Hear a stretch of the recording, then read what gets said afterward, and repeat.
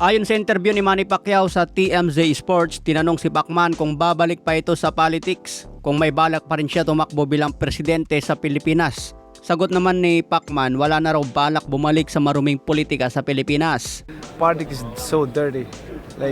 Minsan na daw niya sinubukang maglingkod sa bayan ng tapat at walang korupsyon, subalit kulang pang panahon niya sa serbisyo at hindi na ulit pinalad sa pagka-senador. Kaya iniwan na raw ni Pacman ang maruming politika. Ayon naman sa mga Pinoy fans, mas gugustuhin nila si Manny Pacquiao na hindi natatakbo sa politika para hindi masira ang pangalan. Pwede naman daw siya tumulong sa mahihirap kahit walang posisyon sa politika. Okay naman si Manny Pacquiao mga tol, paiba-iba nga lang ang payag niya kung minsan, kaya siguro nawalan ng tiwalang ibang Pinoy.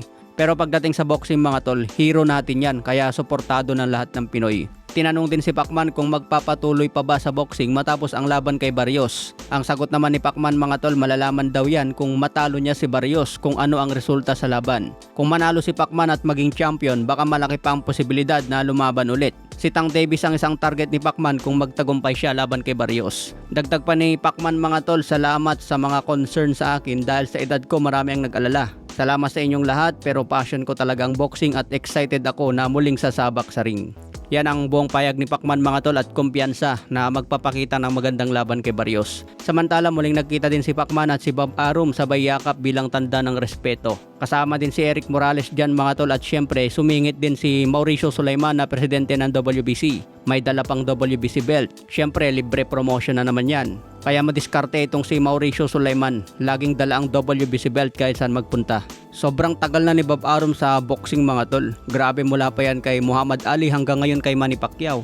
Nabutan pa niya i-promote si The Monster Inoue. Kaya legendary promoter talaga si Bob Arum. 93 na ang edad ni Bob Arum ngayon mga tol. Baka abot pa ito ng 100. Lahat ng mabibigat na laban ni Pacman pinunomote ni Bob Arum. Nagsimulang i-promote ni Bob Arum si Manny Pacquiao mula sa laban niya kay Eric Morales sa rematch. Kasi sa unang laban niya kay Morales, hindi pa under ng top rank si Pacman. Kaya mula kay Morales taong 2006 rematch hanggang kay Jesse Vargas noong 2016. At yung laban niya kay Jeff Horn 2017 kasama ang top rank at Australian promoter. Matapos kay Jeff Horn, humiwalay na si Pacman kay Bob Arum.